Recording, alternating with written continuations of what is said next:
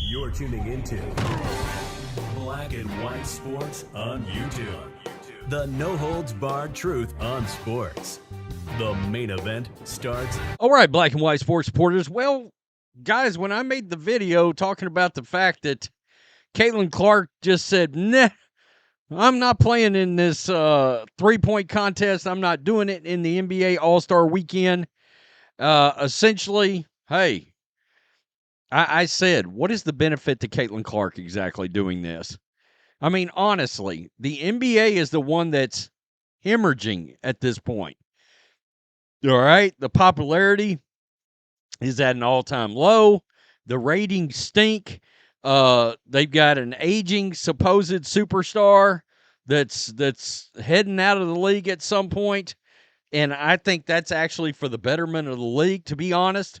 I've always said, look, LeBron will not be leaving the NBA looking nearly as good as Jordan left the NBA. Jordan handed over a cash cow, and that cash cow ran very well for a lot of years after Jordan. Yeah, they had a little dip at the beginning, and then it took off again. The NBA was still getting really good ratings in like 2018.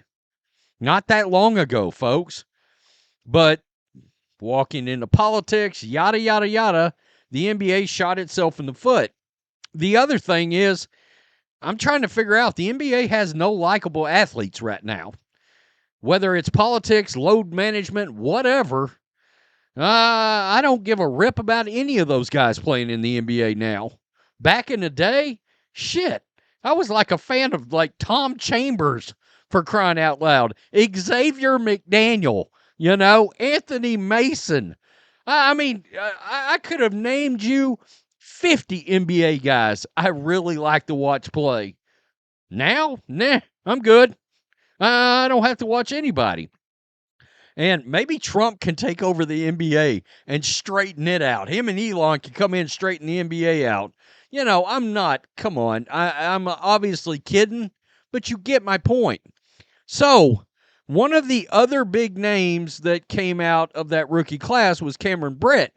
And, of course, she got injured playing with the LA Sparks. That team's going to be kind of interesting to follow. Kelsey Plum, Cameron Brink, that's going to be interesting. Rickea Jackson, she was a hell of a player. I contended she was the second best rookie that came out of that class, not Angel Reese. All right. Well, she has come out and she has made a comment on her podcast about Caitlyn Clark not participating in the All-Star three-point contest.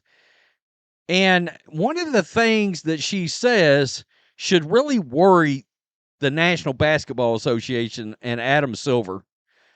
And it's the fact that when she's out, and I'm talking about Caitlyn, and NBA players are around, nobody pays attention to any of those NBA players. It is all about Caitlyn Clark, which tells you right there, I've contended she's a bigger star than anybody in the NBA, I think, right now. I mean, let's be honest. There's a lot of people that don't give a rip about LeBron anymore, all right? They just don't care.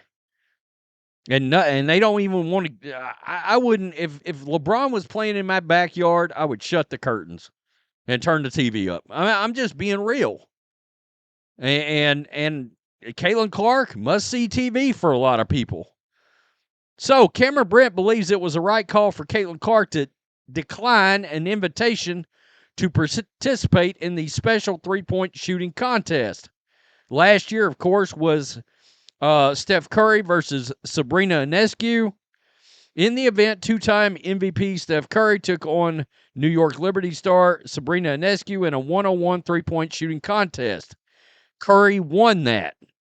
Feedback was so positive that they wanted to do a Clark, I think it was Sabrina Ionescu and Caitlyn Clark versus Klay Thompson and Steph Curry is what they wanted to do this year. So Cameron Brink came out and said the following, and I thought it was really interesting.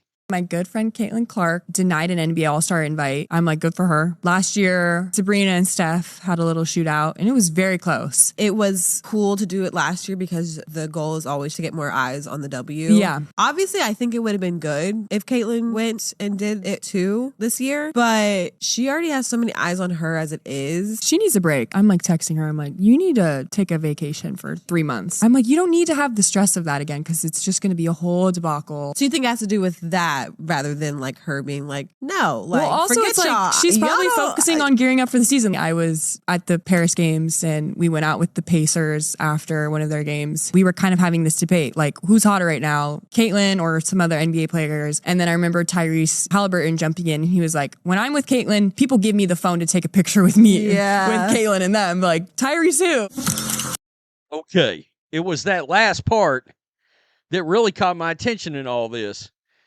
When Tyrese Halliburton is out with Caitlyn Clark, people hand him a phone so they can get a picture with Caitlyn Clark. And he's an NBA star. Okay? And I thought to myself, that's exactly what I was talking about. When I saw this, I was like, that's it. That's what I'm talking about right there. I just didn't see the benefit in Caitlyn Clark doing the event. Now, do I think there's a world where she ends up doing some of this stuff next year? Well, number one, I think there's a chance the Unrivaled backs up about a $10 million or $15 million Brinks truck to Caitlyn Clark's house and is like, please come play in our league.